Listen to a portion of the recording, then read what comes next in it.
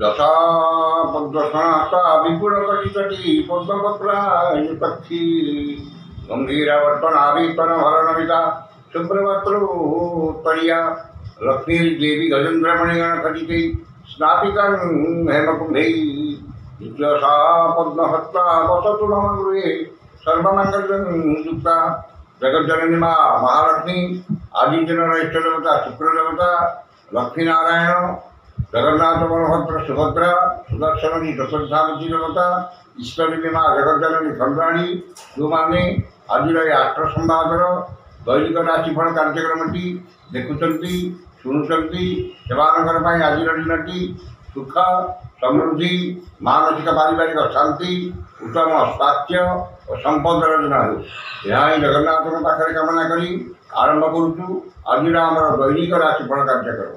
जय जगन्नाथ। आज जुलाई मास 4 तारीख 2025 मसीहा मिथुन 20 दिन आषाढ़ मास शुक्लपक्ष नवमी शुक्रवार नवमी तिथि अपराह 4टा 32 मिनट पर्यटन रहा दशमी तिथि भोग आज राशि नक्षत्र चित्रा तुला चित्रा नक्षत्र अपराह 4टा 50 मिनट पर्यटन एवं चंद्र तुला राशि अहरात्र 60 दंड अवस्थान करेंगे। नवमी तिथि जो लाउ खाइबा मना खाइले ओ मांस समाज ये रही आज पंजिका बर्तमान जाणीना केमी कटिब 12टी राशि व्यक्ति मानकर आज दिन प्रथम राशि मेष राशि सप्तम चंद्र शुक्रवार और मंगल क्षेत्र भोग हो मूल्यवान धातु भूमि जानवाहन क्रय करेंगे एवं बसन भूषण शौकीन घर उपकरण क्रय करेंगे। मन में प्रसन्नता परिवार सुख शांति दाम्पत्य जीवन में मधुरता वचन में मधुरता एवं चाली चलन व्यवहार कथबार्ता मार्जित और सार्वजना युक्त हो परिचित महिला साहाय्य सहयोग धन मिल पुत्र कन्या भातृ भगिनी वैवाहिक कर्म आयोजन करेंगे कि कौन वैवाहिक कर्म जोग देते। वाणिज्य व्यवसाय परिवहन में आय उत्तम हो कर्म असाधारण अधिक सफलता और महिला सहकर्मी साहाय्य सहयोग प्राप्त करेंगे। जो मानकर दिजामेश से उपकृत पाए शुभ रंग धल सिल्वर संख्या 11 आराधना प्रभु स्कंद।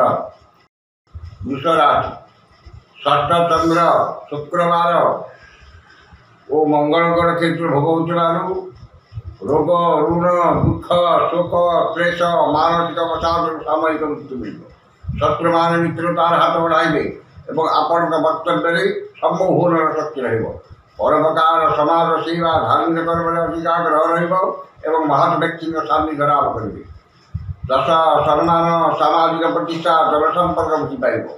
वाणिज्य व्यवसाय परिवहन में आय उत्तम हो एवं नूतन व्यवसाय चुक्तिबद्ध हे कर्म असाधारण अधिक सफलता और कर्मस्थान समस्त बाधा विघ्न और प्रतिबंधक दूर हो जो मानकर रोहिणी वृष से उपकृत हे शुभ रंग धड़ा संख्या 4 आराधना माँ गायत्री। मिथुन राशि पंचम चंद्र शुक्रवार जो विद्या बुद्धि ज्ञान गारिमा प्रत्युत्पन्नमति दूरदृष्टि धीशक्ति स्मरणशक्ति विकास कर संतान मान आज्ञाधीन एवं कर्म को नहीं गर्व अनुभव करेंगे। पितामाता कृपा भौतिक संपत्ति को नहीं विवाद जमी जमा विवाद पारिवारिक विवाद समाधान है। दश सर्वान सामाजिक प्रतिष्ठा जनसंपर्क वृद्धि पाइब एवं नूतन विद्या कला संस्कृति प्रति मन अधिक आग्रह रहे। वाणिज्य व्यवसाय परिवहन में आय मध्यम हो कर्म असाधारण अधिक सफलता और सहकर्मी साहाय्य सहयोग प्राप्त करेंगे। जो मानकर आद्रा और पुनर्वसु मिथुन समान उपकृत है शुभ रंग सबुज संख्या 8 आराधना व त्रिपुर सुंदरी। कर्कट राशि शुक्लपक्ष चतुर्थ चंद्र धन क्षति मानसिक अस्थिरता परिवार मनमालिन जानवाहन सप्तंत भोजन विवाद पड़ोसी संपृक्तता एवं आर्थिक ठकामी पड़ पारे। ମୂଲ୍ୟବାନ ପଦାର୍ଥ ନଷ୍ଟ କିମ୍ବା ହଜିଯାଇପାରେ ଏବଂ ଧନକୁ ନେଇ ବିବାଦ ଓ ମାଲିମୁଖ ଦେବାରେ ପଡ଼ିପାରନ୍ତି। ବାଣିଜ୍ୟ ବ୍ୟବସାୟରେ କ୍ଷତି, ପରିବହନ ବ୍ୟବସାୟରେ ବିପର୍ଯ୍ୟୟର ସାମ୍ନା କରିବେ।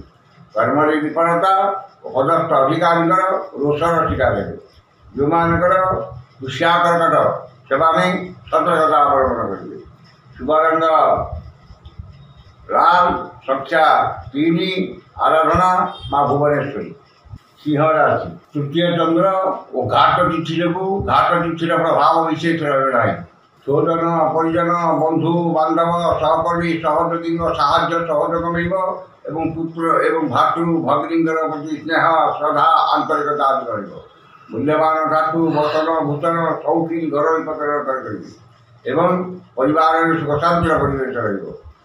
ମନରେ ଉତ୍ସାହ ଉଦ୍ଦୀପନା, ପରିବାରରେ ସୁଖ ଶାନ୍ତି ଏବଂ ଦେହ ମନ ସୁସ୍ଥ ରହିବ। ସୁଖବର ସୁସମ୍ବାଦ ମିଳିବ ଏବଂ ସମସ୍ତ କର୍ମରେ ସୁଚିନ୍ତିତ ପଦକ୍ଷେପ ନେବେ। ବାଣିଜ୍ୟ ବ୍ୟବସାୟ ପରିବହନରେ ଆୟ ଅତି ଉତ୍ତମ ହେବ। କର୍ମରେ ସଫଳତା ଓ ସମ୍ମାନ ମିଳିବ। ଯେଉଁମାନଙ୍କର ପୂର୍ବ ଫାଲ୍ଗୁନୀ ସିଂହ ସେମାନେ ଉପକୃତ ହେବେ। ଶୁଭ ରଙ୍ଗ ସିଲଭର, ସଂଖ୍ୟା 6, ଆରାଧନା ପ୍ରଭୁ ଗଜାନନ। କନ୍ୟା ରାଶି, ପକ୍ଷର ଦ୍ୱିତୀୟ ଚନ୍ଦ୍ର ଯୋଗୁଁ ଧନ, ସମ୍ପଦ, ପ୍ରାଚୁର୍ଯ୍ୟ, ପ୍ରତିପତ୍ତି ବୃଦ୍ଧି ପାଇବ ଏବଂ ଆୟର ନୂତନ ମାର୍ଗ ଖୋଲିବ। ଧନ ଓ ଆୟ ଅଧିକ କରିବା ପାଇଁ ନୂତନ କଳା କୌଶଳ ଆପଣାଇବେ ଏବଂ ଧନ ଓ ଆୟ ଯେତେ ଅଧିକ ମିଳିଲେ ମଧ୍ୟ ମନରେ ଆତ୍ମସନ୍ତୋଷ, ଆତ୍ମତୃପ୍ତି ମିଳିବ ନାହିଁ। ଅନ୍ୟକୁ ଦେଇଥିବା ଧନ, ହୃତ ଧନ, ବକେୟା ଧନ ପ୍ରାପ୍ତ କରିବେ ଏବଂ ଖର୍ଚ୍ଚ ପ୍ରତି ଅନାଗ୍ରହ, ସଞ୍ଚୟ ପ୍ରତି ମନରେ ଆଗ୍ରହ ପ୍ରକାଶ ପାଇବ। ବାଣିଜ୍ୟ ବ୍ୟବସାୟ ପରିବହନରେ ଆୟ ଅତି ଉତ୍ତମ ହେବ। କର୍ମରେ ସଫଳତା ମିଳିଲେ ମଧ୍ୟ କିଛି ସମସ୍ୟା ଦେଖାଦେବ। ଯେଉଁମାନଙ୍କର ହସ୍ତା କନ୍ୟା ସେମାନେ ସୁଫଳ ପାଇବେ। ଶୁଭ ରଙ୍ଗ ସବୁଜ, ସଂଖ୍ୟା 2, ଆରାଧନା ମା ଛିନ୍ନମସ୍ତା।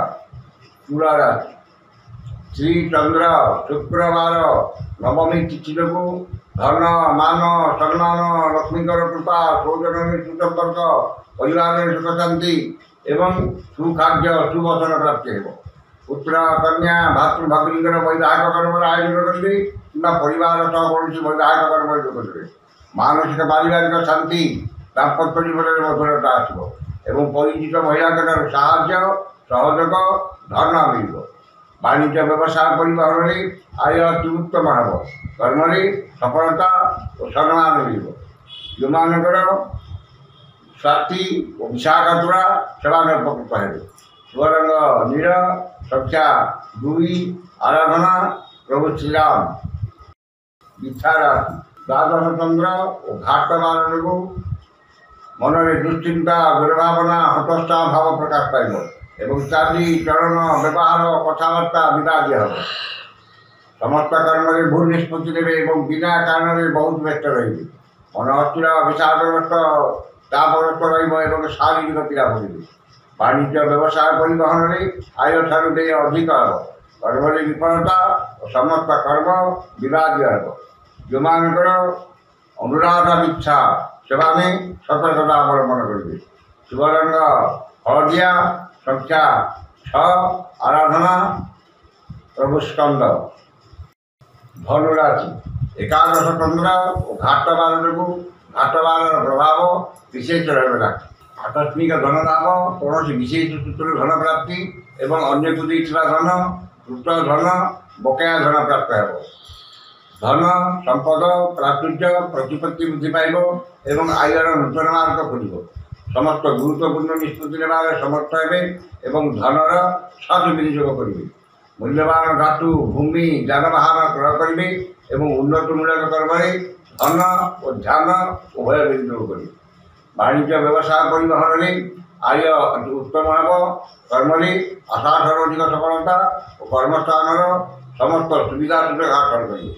ଯେଉଁମାନଙ୍କର ପୂର୍ବାଶାର ଧନୁ ସେମାନେ ଉପକୃତ ହେବେ। ଶୁଭ ରଙ୍ଗ ହଳଦିଆ, ସଂଖ୍ୟା 5, ଆରାଧନା ଜଗଜ୍ଜନନୀ ମା ତାରା।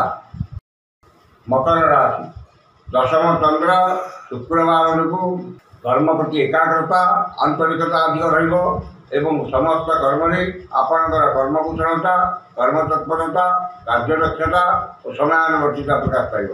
মନରେ প্রসন্নতা, চারিচরণে সৌন্দর্যতা, বচନରେ মধুরতা এবং দেহ মন সুস্থ রহিব। মନରେ সৎচিন্তা সদ্ভাবনা প্রকাশ পাইব এবং সৎকর্মরে ଅଧିକ ଆଗ୍ରହ ରହିବ। ବାଣିଜ୍ୟ ବ୍ୟବସାୟ ପରିବହନରେ ଆୟ ଯାହା ହେଲେ ମଧ୍ୟ ମନରେ ଆତ୍ମସନ୍ତୋଷ ଆତ୍ମତୃପ୍ତି ରହିବ। ଯେଉଁମାନଙ୍କର ଶ୍ରବଣାମ କର ସେମାନେ ସୁଫଳ ପାଇବେ। ଶୁଭରଙ୍ଗ କଳା, ସଂଖ୍ୟା 3, ଆରାଧନା ଜଗଜ୍ଜନନୀ ମା କାଳୀ। କୁମ୍ଭ ରାଶି, ଶୁକ୍ଳପକ୍ଷର ନବମ ଚନ୍ଦ୍ର ଯୋଗୁଁ ଯଶ, ସମ୍ମାନ, ସାମାଜିକ ପ୍ରତିଷ୍ଠା, ଜନସମ୍ପର୍କ ବୃଦ୍ଧି ପାଇବ। କୌଣସି ସଭା କିମ୍ବା ସଂଗଠନର ନେତୃତ୍ୱ ମିଳିବ ଏବଂ ମହାନ ବ୍ୟକ୍ତିଙ୍କ ସାନ୍ନିଧ୍ୟ ଲାଭ କରିବେ। ଗୁରୁଜନଙ୍କ ପ୍ରତି ସମ୍ମାନ, ଲଘୁଜନଙ୍କ ପ୍ରତି ସ୍ନେହ, ଶ୍ରଦ୍ଧା, ଆନ୍ତରିକତା ଅଧିକ ରହିବ। ପରୋପକାର, ସମାଜ ସେବା, ଧାର୍ମିକ କର୍ମରେ ଅଧିକ ଆଗ୍ରହ ରହିବ ଏବଂ ସମସ୍ତଙ୍କର ପ୍ରଶଂସାର ପାତ୍ର ହେବେ। ବାଣିଜ୍ୟ ବ୍ୟବସାୟ ପରିବହନରେ ଆୟ ଅତି ଉତ୍ତମ ହେବ। କର୍ମରେ ସଫଳତା ଓ ପଦସ୍ଥ ଅଧିକାରୀଙ୍କର ଶୁଭ ଦୃଷ୍ଟିରେ ରହିବ। ଯେଉଁମାନଙ୍କର ଶତନିଷ୍ଠା ଓ ପୂର୍ବଭାଦ୍ର କୁମ୍ଭ ସେମାନେ ଉପକୃତ ହେବେ। ଶୁଭରଙ୍ଗ ଇନ୍ଦ୍ରନୀଳ, ସଂଖ୍ୟା 6, ଆରାଧନା ମା ବିମଳା। ଶେଷ ରାଶି ମୀନ ରାଶି, ଘାତ ଚନ୍ଦ୍ର ଓ ଘାତ ବାର ଯୋଗୁଁ ବାଦ, ବିବାଦ, ସ୍ୱାସ୍ଥ୍ୟ, ଆର୍ଥିକ କାରବାର, ଉଚ୍ଚସ୍ଥାନ ଆରୋହଣ ଏବଂ ଯାନବାହନ ଆରୋହଣ କାଳରେ ସତର୍କତା ଅବଲମ୍ବନ କରିବେ। ମନରେ ଅସ୍ଥିରତା, ପରିବାରରେ ମନମାଳିନ୍ୟ, ଶୌଚରରେ ବିବାଦ, ପଡ଼ୋଶୀଙ୍କ ସହ ତିକ୍ତତା, ବନ୍ଧୁବାନ୍ଧବର ଅପ୍ରିୟତା ଏବଂ ଶାରୀରିକ ପୀଡ଼ା ଭୋଗିବେ। ନିଶ୍ଚିତତାକୁ ପରିତ୍ୟାଗ କରି ଅନିଶ୍ଚିତତା ମଧ୍ୟରେ ପଶ୍ଚାଧାପନ କରିବେ ଏବଂ ସମସ୍ତ କର୍ମରେ ଭୁଲ ନିଷ୍ପତ୍ତି ନେବେ। ବାଣିଜ୍ୟ ବ୍ୟବସାୟ ପରିବହନରେ ଆୟଠାରୁ ବ୍ୟୟ ଅଧିକ ହେବ। କର୍ମରେ ବିଫଳତା ଓ ବାଧାବିଘ୍ନ ଲାଗି ରହିବ। ଯେଉଁମାନଙ୍କର ଉପରେ ଭାଗ୍ୟ ଦିନ ସେମାନେ ସତର୍କ ହେବେ। ଶୁଭରଙ୍ଗ ଗୋଲାପୀ, ସଂଖ୍ୟା 7, ଆରାଧନା ମା ଧୂମାବତୀ। ଏହି ଥିଲା 12ଟି ରାଶିର ବ୍ୟକ୍ତିମାନଙ୍କର ଆଜିର ରାଶିଫଳ। ସମସ୍ତ ରାଶିର ବ୍ୟକ୍ତିମାନେ 0ଟି ଶୁଭ ହେବା ପାଇଁ ଉକ୍ତ ମନ୍ତ୍ରଟି ଋଷାଦି କରି ପାଠ କରନ୍ତୁ। ଋଷାଦିଟି ହେଲା ମୁଁ ଗଚ୍ଛଶ୍ରୀ ଶୁକ୍ର ମହାମନ୍ତ୍ରସ୍ୟ ଭରଦ୍ୱାଜ ଋଷିଃ ଅନୁଷ୍ଠୁପ ଛନ୍ଦଃ ଅଦ୍ୱୈତ ଦିବସାଧିପତି ଶୁକ୍ର ଦେବତା ସୁଦିତେ ଶୁକ୍ର ଦେବତା ମନ୍ତ୍ର 108 ସଂଖ୍ୟକ ମନ୍ତ୍ର ଜପେ ବିଞ୍ଜକ। ଋଷାଦି ଥରେ କରିବେ। ମନ୍ତ୍ରଟି ହେଲା ଓଁ ହ୍ରୀଂ ଶ୍ରୀଂ ଶୁକ୍ରାୟ ନମଃ। ଏ ମନ୍ତ୍ରକୁ ସକାଳେ 108 ଏବଂ ସନ୍ଧ୍ୟାରେ 108 ପାଠ କରନ୍ତୁ। ନିଶ୍ଚିତ ଭାବରେ ଦିନଟି ଆପଣଙ୍କର ମଙ୍ଗଳମୟ ଏବଂ ଶୁଭମୟ ହେବ। ଆଜି ତ ସମୟ ସରିଯାଇଛି, ଆସନ୍ତାକାଲି ଦେଖା ହେବ ଠିକ୍ ଏହି ସମୟରେ। ବିଦାୟ ଦିଅନ୍ତୁ। ଜୟ ଜଗନ୍ନାଥ।